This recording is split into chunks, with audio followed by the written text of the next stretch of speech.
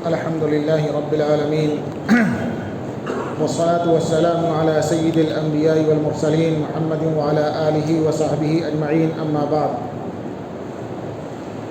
فأعوذ بالله من الشيطان الرجيم بسم الله الرحمن الرحيم وَلَنَبْلُوَنَّكُمْ بِشَيْءٍ مِّنَ الْخَوْفِ وَالْجُوعِ وَنَقْصٍ مِّنَ الْأَمْوَالِ وَالْأَنفُسِ وَالثَّمَرَاتِ وَبَشِّرِ الصَّابِرِينَ الَّذِينَ إِذَا أَصَابَتْهُمْ مُصِيبَةٌ قَالُوا إِنَّا لِلَّهِ وَإِنَّا إِلَيْهِ رَاجِعُونَ صدق اللہ العظیم۔ محترم بزرگان دین، معزز سامعین کرام، یہ سورہ بقرہ کی ایک آیت میں نے آپ کے سامنے پڑھی ہے، بلکہ 2 آیتیں پڑھی ہیں۔ یہ دوسرے پارے کے شروع میں تیسرے ہی رکوع کے اندر ہیں۔ پہلے دن کی تفسیر میں اور پہلے دن کے بیان میں نے اس آیت کا آپ کو حوالہ بھی دیا تھا، اور میں نے یہ بھی عرض کیا تھا کہ اس آیت کے ضمن میں کچھ باتیں 1-2 دن کے اندر میں انشاءاللہ عرض کروں گا۔ اس آیت کریمہ میں اللہ تبارک و تعالی نے مومنین کو، امت مسلمہ کو، نبی اکرم صلی اللہ علیہ وسلم کی اس امت کو کہ جو اللہ پر اور نبی اکرم صلی اللہ علیہ وسلم پر ایمان لاتی ہے، پہلے ہی ایک خبر اور ایک اطلاع دی ہے۔ اللہ تبارک و تعالیٰ نے اس میں یہ فرمایا ہے کہ میں تمہیں دنیا کے اندر ضرور آزماؤں گا، تمہیں میں آزمائش کے اندر مبتلا کروں گا۔ اگر کوئی عربی گرامر کو جاننے والا آدمی ہو تو آپ اس سے معلوم کر سکتے ہیں۔ قرآن کریم نے یہ لفظ استعمال کیا ہے وَلَنَبْلُوَنَّكُمْ۔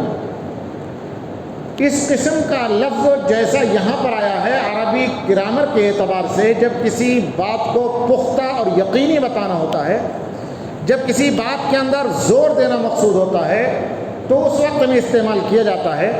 اسی لیے میں نے اس کا ترجمہ کیا ہے، اور مفسرین علماء کرام یہی ترجمہ کرتے ہیں کہ اللہ تبارک و تعالیٰ یہ فرماتے ہیں کہ ہم تمہیں ضرور آزمائیں گے، آزمائش میں اس دنیا کے اندر ہم مبتلا کریں گے۔ کس چیز کی آزمائش ہوگی، کیسی پریشانیاں آئیں گی؟ تو 3-4 چیزیں بتلائی ہیں اس آیت کریمہ میں اللہ تبارک و تعالیٰ نے کہ وَلَنَبْلُوَنَّكُمْ بِشَيْءٍ مِّنَ الْخَوْفِ، کچھ خوف کبھی تمہارے اوپر طاری کیا جائے گا،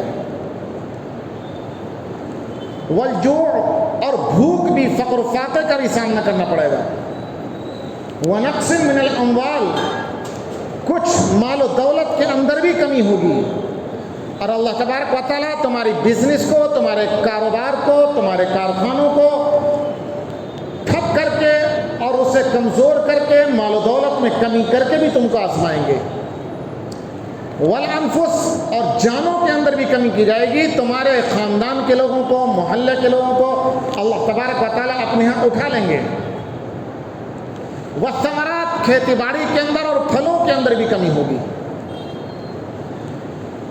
اس آیت کریمہ کے اندر جتنی چیزیں بتلائی گئی ہیں، جب سے قرآن کریم نازل ہوا ہے اور اسلام وجود میں آیا ہے، اور جب سے نبی اکرم صلی اللہ علیہ وسلم کو اللہ تبارک و تعالیٰ نے نبی بنا کر کے بھیجا ہے، اس وقت سے آج تک کی تاریخ پڑھ لیجئے، ہسٹری اٹھا کر کے دیکھ لیجئے، مختلف زمانوں میں اس امت کے اوپر ان تمام اقسام کی آزمائشیں آتی رہی ہیں۔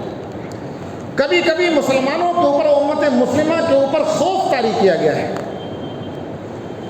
خود نبی اکرم صلی اللہ علیہ وسلم کے زمانے میں امت مسلمہ کے اوپر ہمیشہ خوف طاری رہتا تھا کہ پتہ نہیں کس وقت دشمن اسلام آ کر، اور مکے کے لوگ آ کر کے، اور قبائل کے کفار آ کر کے مدینہ منورہ کے اوپر حملہ کر دیں۔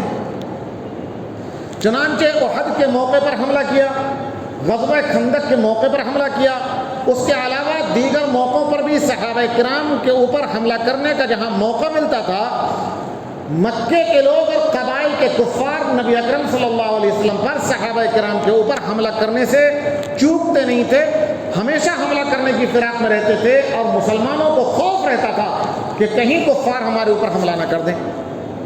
حدیث شریف کے اندر ایک مرتبہ کا واقعہ آتا ہے، نبی اکرم صلی اللہ علیہ وسلم کی بہادری کے بیان میں نبی اکرم صلی اللہ علیہ وسلم کی شجاعت اور آپ کے دل کی مضبوطی کے بیان میں آتا ہے کہ ایک مرتبہ رات کے وقت میں مدینہ منورہ کے اندر یہ افواہ کسی نے اڑا دی کہ مدینے کے اوپر کفار حملہ کرنے والے ہیں، کفار کا لشکر اکٹھا ہو کر مدینے پر حملہ کرنے کے لیے مدینے کے قریب آ چکا ہے۔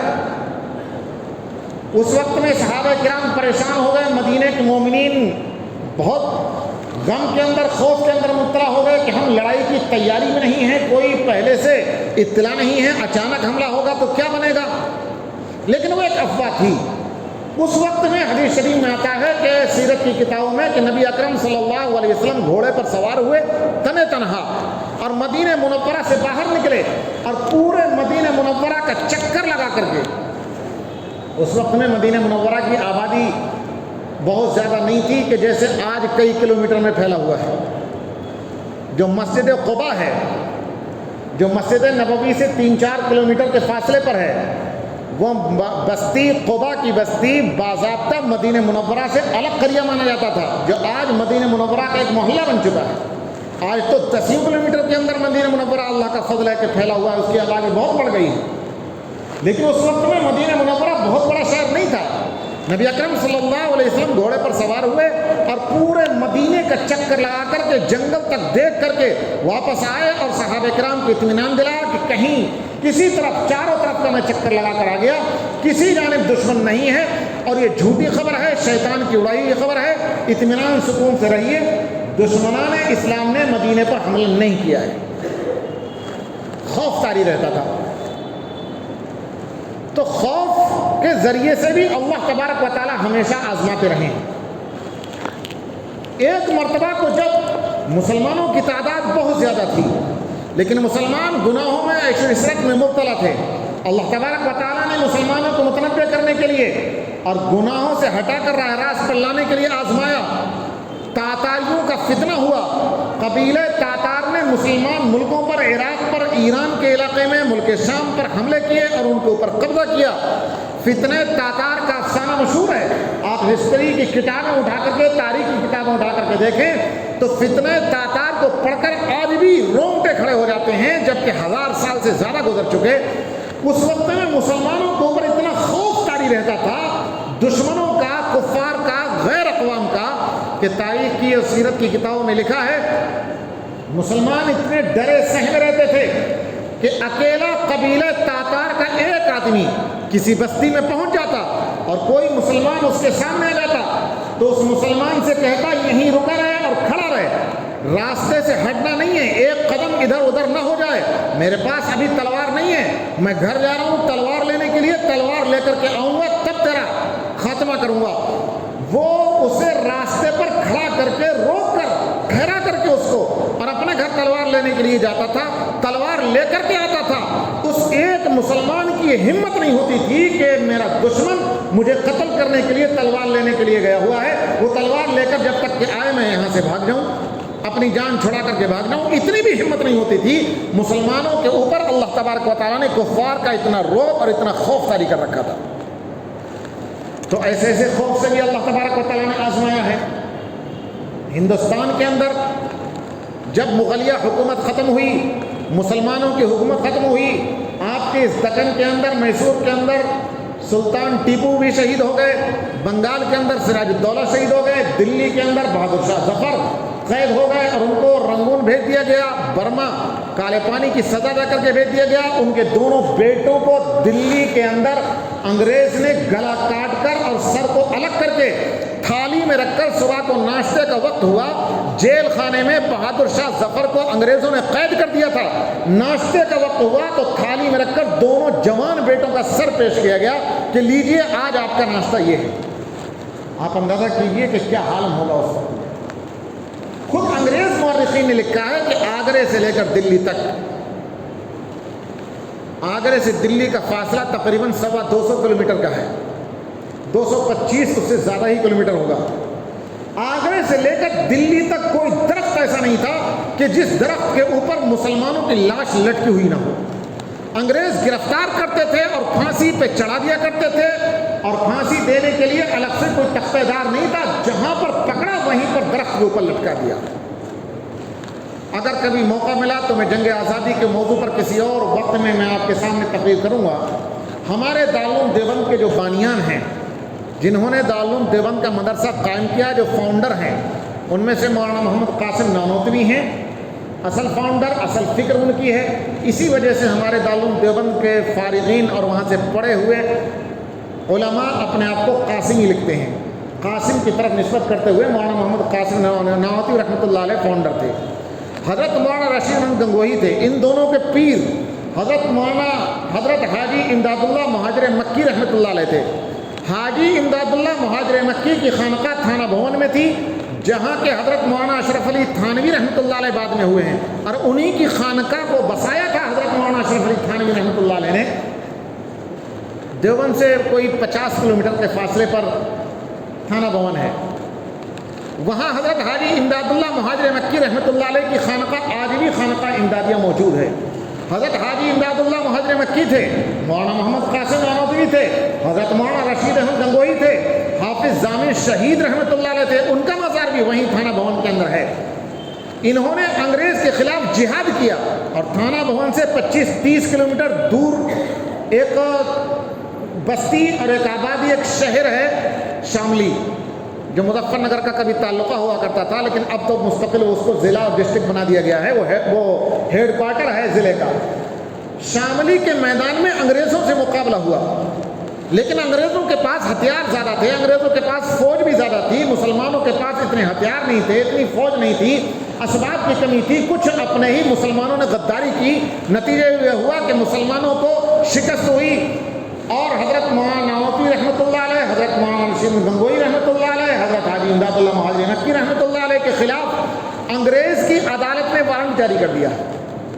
اسی جنگ کے اندر ان کے ساتھی حافظ ضامن شہید رحمۃ اللہ علیہ شہید ہوئے، اسی لیے ان کو شہید کہا جاتا ہے، جن کا مزار وہیں تھانہ بھون کے اندر ہے۔ حضرت حاجی امداد اللہ مہاجر مکی رحمۃ اللہ علیہ مکے کے قبرستان میں دفن ہے، جنت المعلی جو مکہ مکرمہ کا قبرستان میں، اس میں دفن ہے۔ وہ ہندوستان سے ہجرت کر کے چلے گئے تھے، اسی موقع پر گئے تھے جب انگریزوں نے ان اکابر کے خلاف وارنٹ جاری کر دیا تھا کہ انہوں نے ہمارے خلاف جنگ کی۔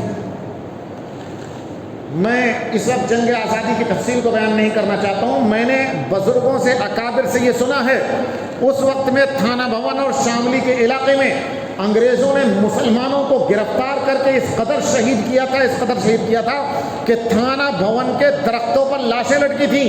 لوگ ڈر اور خوف کی وجہ سے تھانہ بھون کے تعلقے کو چھوڑ کر بھاگ گئے تھے۔ ان لاشوں کو پیڑوں سے اتار کر، درختوں سے، جھاڑ جسے آپ لوگ کہتے ہیں، جھاڑ سے اتار کر دفن کرنے والا کوئی موجود نہیں تھا۔ لوگ قصبے کو چھوڑ کر، تعلقے کو چھوڑ کر کے دوسرے گاؤں میں جا کر کے چھپ گئے تھے کہ ہم گرفتار ہوں گے تو ہم کو بھی پھانسی پر چڑھا دیا جائے گا۔ وہ لاشیں ایسے ہی درختوں پر لٹکی رہیں، لٹکے سوکھ گئیں، اور بزرگوں نے ہم سے یہ بیان کیا ہے کہ اتنا خوف طاری تھا کہ لاشوں کو اتارنے کے لیے بھی مسلمان نہیں آ پائے، وہ سوکھ کر کے ہڈیاں رہ گئی تھیں۔ اور جب مئی اور جون کی تیز ہوا چل رہی تھی، جسے ہمارے علاقے میں لو کہا جاتا ہے، گرم ہوا ہوتی ہے، آج کل چل رہی ہے وہاں، رمضان کے مہینے کے اندر آج کل بہت تیز گرم ہوا اس علاقے میں چل رہی ہے، اور رمضان کا روزہ رکھنا بڑا دشوار ہو رہا ہے۔ یہاں کا آپ کا موسم تو ہمارے یہاں کے مقابلے میں بہت نارمل ہے۔ تو جب لو چلتی تھی، تیز ہوا چلتی تھی، تو درختوں پر لٹکی ہوئی لاشیں ہلتی تھیں اور آپس میں ایک دوسرے سے ٹکراتی تھیں، تو ہڈیوں کے ٹکرانے کی آواز قریب کے قریہ میں اور گاؤں کے اندر پہنچتی تھی۔ مسلمانوں کے دل دہل جاتے تھے اور دل پر ہاتھ رکھ کر کے پریشان ہو کر بیٹھ جاتے تھے کہ ہم ان ہڈیوں کو تو کم سے کم اتارنے کی طاقت رکھتے، لیکن اللہ تبارک و تعالیٰ نے آزمایا۔ خوف طاری کر کے اللہ تبارک و تعالیٰ مسلمانوں کے اوپر آزماتے ہیں، اور صرف دشمن کا ہی خوف نہیں ہوتا، کبھی بیماری کا خوف ہوتا ہے، کبھی سیلاب کا خوف ہوتا ہے، کبھی طوفان کا خوف ہوتا ہے، مختلف خوف انسانوں کے اوپر طاری ہوتے رہتے ہیں۔ کچھ دنوں پہلے آپ کے قریب کے علاقے میں، چنئی کے علاقے میں سونامی کا طوفان آیا تھا، کیا برا حال تھا، اور مسلمانوں کے اوپر کیا، سارے لوگوں پر، مسلمان ہو یا غیر مسلم ہو، کس قدر خوف طاری تھا، آپ مجھ سے زیادہ جانتے ہیں۔ ہمیشہ اللہ تبارک و تعالیٰ آزماتے رہے ہیں، لیکن جب بھی اللہ تبارک و تعالیٰ کی طرف سے کوئی آزمائش آئی ہے اور مسلمانوں نے اللہ تبارک و تعالیٰ کی طرف رجوع کیا ہے، اپنا جائزہ لیا ہے، گناہوں سے بچے ہیں، گناہوں سے توبہ کی ہے، تو پھر اللہ تبارک و تعالیٰ نے اس خوف سے نکالا بھی ہے، اور اس خوف سے نکال کر کے امن اور سکون کی زندگی بھی عطا کی۔ اس آیت کے اندر جن جن چیزوں سے آزمانے کی بات ہے، میں اس پر بات آپ سے گفتگو کر رہا ہوں۔ سب سے پہلی چیز اللہ تبارک و تعالیٰ نے فرمائی کہ ہم تمہیں ضرور آزمائیں گے خوف طاری کر کے، وَلَنَبْلُوَنَّكُمْ بِشَيْءٍ مِّنَ الْخَوْفِ وَالْجُوعِ۔ دوسری چیز بتلائی کہ فقر و فاقے میں مبتلا کر کے ہم آپ کو آزمائیں گے۔ فقر و فاقے میں مبتلا کرنے کا دور بھی نبی اکرم صلی اللہ علیہ وسلم سے لے کر آج تک چلا رہا ہے۔ خود نبی اکرم صلی اللہ علیہ وسلم فقر و فاقے کے اندر مبتلا رہے ہیں، صحابہ کرام مبتلا رہے ہیں۔ نبی اکرم صلی اللہ علیہ وسلم کے حالات میں، سیرت میں ایک واقعہ لکھا ہوا ہے کہ ایک مرتبہ حضرت ابو ہریرہ رضی اللہ تعالیٰ عنہ نے نبی اکرم صلی اللہ علیہ وسلم کو دیکھا کہ آپ بیٹھ کر نماز پڑھ رہے ہیں۔ حضرت ابو ہریرہ رضی اللہ تعالیٰ عنہ پریشان ہو گئے کہ نبی اکرم صلی اللہ علیہ وسلم بیٹھ کر نماز پڑھ رہے ہیں، اس لیے کہ حضرت ابو ہریرہ نے کبھی بیٹھ کر نماز پڑھتے ہوئے نہیں دیکھا تھا۔ نبی اکرم صلی اللہ علیہ وسلم کھڑے ہو کر کے نماز پڑھتے تھے، لمبی لمبی نمازیں پڑھتے تھے، دیر تک کھڑے رہنے کی وجہ سے پیر مبارک پر ورم تک آ جاتا تھا۔ دوسری طرف خود نبی اکرم صلی اللہ علیہ وسلم نے حدیث ارشاد فرمائی ہے کہ کھڑے ہو کر نماز پڑھنے کا ثواب بیٹھ کر پڑھنے کے مقابلے میں 2 گنا ہے، اور بیٹھ کر نماز پڑھنے کا ثواب کھڑے ہو کر کے پڑھنے کے مقابلے میں آدھا ہے۔ ہمیشہ نبی اکرم صلی اللہ علیہ وسلم 2 گنا ثواب حاصل کرنے کے لیے نبی اکرم صلی اللہ علیہ وسلم کھڑے ہو کر کے نماز پڑھا کرتے تھے۔ لیکن ایک مرتبہ حضرت ابو ہریرہ رضی اللہ تعالیٰ عنہ نے دیکھا کہ آپ بیٹھ کر کے نماز پڑھ رہے ہیں۔ حضرت ابو ہریرہ رضی اللہ تعالیٰ عنہ سمجھ گئے کہ کوئی خاص بات ہے کہ جس کی وجہ سے بیٹھ کر کے نماز پڑھ رہے ہیں، رک گئے کہ سلام پھیریں گے آقا مدنی صلی اللہ علیہ وسلم تو میں پوچھوں گا کہ معاملہ کیا ہے۔ چنانچہ نبی اکرم صلی اللہ علیہ وسلم نماز سے فارغ ہوئے، سلام پھیرا۔ حضرت ابو ہریرہ رضی اللہ تعالیٰ عنہ نے پوچھا کہ اللہ کے رسول، ہم نے آپ کو لمبے لمبے قیام کرتے اور دیر دیر تک کھڑے ہو کر کے نماز پڑھتے دیکھا ہے، آپ کے پیر مبارک پر ورم آ جاتا ہے۔ ہم نے آپ کی زبان سے سنا ہے کہ کھڑے ہو کر نماز پڑھنے کا ثواب 2 گنا ہے، بیٹھ کر نماز پڑھنے کا ثواب اس کے مقابلے میں آدھا ہے، اور اس حدیث پر ہمیشہ آپ عمل کرتے ہیں۔ 2 گنا ثواب حاصل کرنے کے لیے ہمیشہ کھڑے ہو کر نماز پڑھتے ہیں، آج آپ بیٹھ کر نماز کیوں پڑھ رہے ہیں؟ تو نبی اکرم صلی اللہ علیہ وسلم نے ایک لفظ صرف بولا، یہ کہا الجوع یا ابا ہریرہ۔ یہی لفظ آیت میں آیا ہے، الجوع یا ابا ہریرہ۔ ابو ہریرہ بھوک ہے، فاقہ ہے، کئی دن سے کچھ کھایا نہیں ہے، ایک لقمہ بھی پیٹ میں نہیں گیا ہے، کئی دن سے فاقہ ہونے کی وجہ سے اور پیٹ میں کوئی لقمہ نہ پہنچنے کی وجہ سے جسم میں اتنی طاقت نہیں ہے کہ کھڑے ہو کر کے نماز پڑھ سکے۔ مجبوری کی حالت میں جسم میں طاقت نہ ہونے کی وجہ سے، کھڑے ہونے کی ہمت نہ ہونے کی وجہ سے بیٹھ کر کے میں نماز پڑھ رہا ہوں۔ تو نبی اکرم صلی اللہ علیہ وسلم کو بھی اللہ تبارک و تعالیٰ نے بھوک سے آزمایا ہے۔ میں نے آج ہی فجر کے وقت نیت کا مسئلہ بیان کرتے ہوئے آپ کو ایک حدیث سنائی تھی، ایک واقعہ سنایا تھا، سیرت کی ایک بات بتلائی تھی۔ آپ کو یاد ہوگا کہ نبی اکرم صلی اللہ علیہ وسلم صبح کے وقت میں اپنے گھروں میں جاتے تھے اور جا کر کے پوچھتے تھے کچھ کھانے کو ہے؟ اگر کہا جاتا کہ کھانے کو ہے تو آپ ناشتہ فرما لیتے، اور اگر یہ کہا جاتا کہ کچھ کھانے کو نہیں ہے تو آپ صلی اللہ علیہ وسلم نیت کر لیتے کہ تب تو ہمارا روزہ ہے، پھر تو ہم روزے کی نیت کر رہے ہیں۔ آپ یہ غور کریں کہ نبی اکرم صلی اللہ علیہ وسلم کو خود کتنا بھوک کے ذریعے سے آزمایا گیا ہے۔ جب بات آئی ہے تو ایک دو بات میں اور عرض کر دوں۔ حضرت ابو ہریرہ رضی اللہ تعالیٰ عنہ جنہوں نے نبی اکرم صلی اللہ علیہ وسلم کا یہ واقعہ بیان کیا ہے، جن کا نام لے کر میں ابھی واقعہ بتلا رہا تھا، خود ان حضرت ابو ہریرہ رضی اللہ تعالیٰ عنہ کا واقعہ ہے، وہ خود اپنا واقعہ بیان کرتے ہیں۔ ایک مرتبہ کتان کے کپڑے سے ناک صاف کر رہے تھے حضرت ابو ہریرہ، کتان کے کپڑے سے۔ کتان کا کپڑا بہت قیمتی ہوتا ہے، جسے شاید آج کل سلک کہتے ہیں۔ بنارسی ساڑی جو بہت مشہور ہوتی ہے، بڑی قیمتی، وہ اسی کی ہوتی ہے۔ تو کتان کے کپڑے سے ناک صاف کر رہے تھے، یاد آ گیا گزرا ہوا زمانہ حضرت ابو ہریرہ رضی اللہ تعالیٰ عنہ کو کتان کے کپڑے سے ناک صاف کرتے ہوئے دیکھ کر کے فرمایا واہ واہ واہ واہ، ابو ہریرہ کیسے کپڑے سے آج آپ ناک صاف کر رہے ہیں؟ ایک دن وہ تھا کہ مسجد نبوی میں آپ رہتے تھے اور کھانے کو کچھ نہیں ہوا کرتا تھا۔ حضرت ابو ہریرہ خود فرماتے ہیں کہ بھوک کی وجہ سے میرے اوپر غشی طاری ہو جاتی تھی، میں بے ہوش ہو کر زمین پر گر پڑتا تھا۔ لوگ آتے تھے مسجد نبوی میں، اور اگر کوئی مدینے کے باہر کا آدمی ہوتا تو مجھے دیکھ کر کے رک جاتا تھا اور یوں کہتا تھا کہ شاید مرگی کا دورہ پڑ گیا ہے۔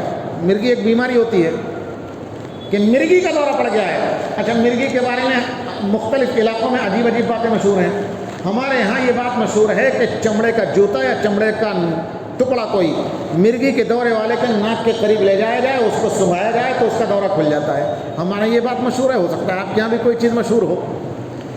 عربوں کے اندر یہ بات مشہور تھی، مدینے کے اندر، مکے کے اندر اور عرب کے علاقے میں، کہ اگر کسی کو مرگی کا دورہ پڑ جائے تو اس کے گلے پر پیر رکھ کر کے ہلکا سا پریس کریں، ہلکا سا دبائیں تو مرگی کا دورہ کھل جاتا ہے۔ حضرت ابو ہریرہ فرماتے ہیں کہ دیکھنے والے آتے تھے کہ میں مسجد کے اندر بے ہوش پڑا ہوا ہوں اور یہ سمجھتے تھے کہ مرگی کا دورہ پڑا ہوا ہے، میرے گلے پر پیر رکھتے تھے اور ہلکے سے اس کو دباتے تھے کہ مرگی کا دورہ کھل جائے۔ کہتے ہیں کہ میں بے ہوش نہیں ہوتا تھا، بھوک کی وجہ سے میرے اوپر غشی جاری ہوتی تھی، میں سب سنتا تھا کہ یہ لوگ کہہ رہے ہیں کہ مرگی کا دورہ پڑا ہوا ہے، لیکن اتنی طاقت جسم میں نہیں ہوتی تھی کہ زبان کھول کر میں ان کو بتا دوں کہ مجھے مرگی کا دورہ نہیں ہے، میں تو بھوک کی وجہ سے اور فقر و فاقے کی وجہ سے یہاں پڑا ہوا ہوں۔ پھر فرماتے ہیں اتنے میں کوئی مدینے کا رہنے والا آ جاتا جو مجھے جانتا تھا تو وہ سمجھ جاتا کہ یہ ابو ہریرہ ہیں، فقر و فاقے کی وجہ سے، کئی دن سے کچھ نہ کھانے کی وجہ سے ان کے اوپر غشی طاری ہو گئی ہے۔ وہ گھر جاتا، کچھ کھجور کے ٹکڑے لے کر آتا، کچھ پانی لے کر کے آتا، میرے منہ میں کھجور کے ٹکڑے ڈالتا اور میرے منہ میں پانی ڈالتا، تب مجھے کچھ رمق ہوتی، میں اٹھ کر کے بیٹھتا، وہ مجھے کھجور پیش کرتا تو مجھے کھجور ملتی تھی کھانے کو۔ خود حضرت ابو ہریرہ کا یہ واقعہ ہے۔ ایک صحابی، ترمذی شریف کے اندر ایک روایت ہے، ایک صحابی بیان فرماتے ہیں کہ ہم 7 آدمی تھے، ہم کو نبی اکرم صلی اللہ علیہ وسلم نے ایک مہم پر بھیجا کہ اس مہم کو انجام دے کر کیا ہو۔ کئی دن کا سفر تھا، کہتے ہیں کہ جو کچھ کھانے کا توشہ تھا ہم لے کر کے گئے، راستہ لمبا پڑ گیا اور مہم انجام دینے میں کئی دن زیادہ لگ گئے۔ جو کچھ کھانے کا تھا وہ ختم ہو گیا۔ ہمارے کمانڈر نے کہا کہ جس کے پاس جتنے کھجور ہیں وہ جمع کر دو۔ ہم نے سب جمع کر دی، ہمارے جو امیر تھے ان کے پاس ہم نے جمع کر دیا۔ انہوں نے ہمیں صبح ایک کھجور اور شام ایک کھجور دینا شروع کی کہ صبح کو ایک کھجور کھاؤ، شام کو ایک کھجور کھاؤ، پانی پیو۔ وہ بھی ختم ہو گئی تو 24 گھنٹے میں ایک کھجور ملتی تھی، وہ بھی ختم ہو گئی۔ تو فرماتے ہیں وہ صحابی کہ ہم نے پیڑوں کے درختوں کے پتے توڑ کر کے بکریوں کی طرح کھا کر کے چبا کر کے اپنی جان بچائی۔ درختوں کی چھال چھڑا لیتے تھے اور درختوں کی چھال کو چھڑا کر کے اس کو کھا کر کے اپنی جان بچاتے تھے۔ صحابہ فرماتے ہیں کہ چونکہ ہم کھانے ہمیں نہیں ملتا تھا، روٹی نہیں ہوتی تھی، سالن کوئی نہیں ہوتا تھا، کوئی سبزی نہیں ہوا کرتی تھی، بکریوں کی طرح پتے کھاتے تھے، پیڑوں کی درختوں کی چھال کھاتے تھے، تو ہمیں استنجا بھی اور ہمارا اجابت بھی ایسی ہوتی تھی جیسے بکریوں کی مینگنیاں ہوا کرتی ہیں۔ اور فرماتے ہیں کہ چھال کھانے کی وجہ سے، درختوں کے پتے کھانے کی وجہ سے ہمارے منہ کے اندر کا حصہ چھل جایا کرتا تھا، خون نکلنے لگتا تھا ان سے۔ لیکن اس کے ساتھ ساتھ یہ بھی ہے، وہی صحابی فرماتے ہیں اس حدیث کو بیان کرنے کے بعد کہ ایک وقت تو وہ تھا، جیسے حضرت ابو ہریرہ نے کہا کہ ایک وقت تو وہ تھا کہ میں بے ہوش ہو کے گر پڑتا تھا، اور آج اللہ نے مجھے اتنا دیا ہے کہ کتان کے کپڑے سے میں ناک صاف کر رہا ہوں۔ وہ صحابی بیان فرماتے ہیں کہ ایک دن تو وہ تھا کہ ہم پتوں کو کھا کر اور کھجور کی چھالوں کو کھا کر کے ہم اپنی زندگی بسر کیا کرتے تھے اور اپنی زندگی بچاتے تھے، لیکن آج اللہ نے نوازا ہے تو مجھے معلوم ہے۔ ترمذی شریف کے اندر شمائل ترمذی میں یہ روایت موجود ہے، فرماتے ہیں وہ صحابی کہ مجھے یاد ہے اچھی طریقے سے، ہم 7 صحابہ تھے اور ان 7 صحابہ میں سے آج کوئی بھی ایسا نہیں ہے جو کسی نہ کسی اسٹیٹ کا گورنر نہ ہو، ہر ایک کسی نہ کسی اسٹیٹ کا گورنر بنا ہوا ہے۔ تو اللہ تبارک و تعالیٰ آزماتے ہیں، لیکن اللہ تبارک و تعالیٰ کی آزمائش پر آدمی پورا اترے تو اللہ تبارک و تعالیٰ اس آزمائش کو ختم کرتے ہیں، اللہ تبارک و تعالیٰ کی مدد آتی ہے، راستے کھلتے ہیں، اور پھر امن و سلامتی کی سکون کی دنیا کے اندر بھی زندگی ملتی ہے، اور اس کا بدلہ اور اس کا ثواب، اس کا اجر آخرت کے اندر بھی اللہ تبارک و تعالیٰ دیتے ہیں۔ آیت کریمہ میں یہ فرمایا وَلَنَبْلُوَنَّكُمْ بِشَيْءٍ مِّنَ الْخَوْفِ وَالْجُوعِ، ہم ضرور آزمائیں گے، خوف طاری کر کے، بھوک اور فقر و فاقے کو طاری کر کے۔ میں نے یہ آیت اس لیے خاص طور سے اس لیے بھی پڑھی ہے کہ پچھلے 1.25 سال سے جو کورونا کا یہ دور چل رہا ہے، اس میں تجارت اور بزنس پر بھی زد آئی ہے۔ بہت سے اچھے اچھے گھرانے بالکل فقر و فاقے کی نوبت ان کو آ گئی، بہت سوں کی نوکریاں اور جاب چھوٹ گئی، بہت سے مزدوروں کو مزدوری کرنے کا موقع نہیں مل رہا ہے۔ خوف اتنا طاری ہے کہ ہر شخص ڈرا ہوا ہے کہ ہمیں کہیں کورونا لاحق نہ ہو جائے، ہمیں کہیں کورونا لاحق نہیں ہو جائے۔ کوئی ماسک لگائے ہوئے ہے تو کوئی ہاتھوں کو سینیٹائز کرتا پھر رہا ہے، ہر وقت صابن سے اپنے ہاتھوں کو دھو رہا ہے۔ احتیاطی تدابیر کرنی چاہیے، جو ماہرین صحت بتلا رہے ہیں وہ کرنی چاہیے، لیکن دل سے خوف کو نکال دینا چاہیے۔ دل میں خوف نہ ہو، اللہ تبارک و تعالیٰ پر یقین اور اعتماد ہو، اسباب اختیار کیجئے۔ جو ہیلتھ کے اسپیشلسٹ اور میڈیکل سائنس کے لوگ اور سائنسداں جو کچھ بتلا رہے ہیں ان چیزوں پر عمل کرو، لیکن تمام چیزوں کو اختیار کرنے کے بعد اللہ تبارک و تعالیٰ پر بھروسہ کرو کہ اللہ جو کچھ ہمارے کرنے کا تھا وہ کر لیا، اب بچانا یا مبتلا کرنا تیرے قبضے میں ہے، اللہ ہمارے حق میں جو بہتر ہو وہ کر دے۔ اللہ تبارک و تعالیٰ سے دعا کرنی چاہیے۔ قرآن کریم کی آیت میں اور بھی بات بتلائی، وَلَنَبْلُوَنَّكُمْ بِشَيْءٍ مِّنَ الْخَوْفِ وَالْجُوعِ وَنَقْصٍ مِّنَ الْأَمْوَالِ۔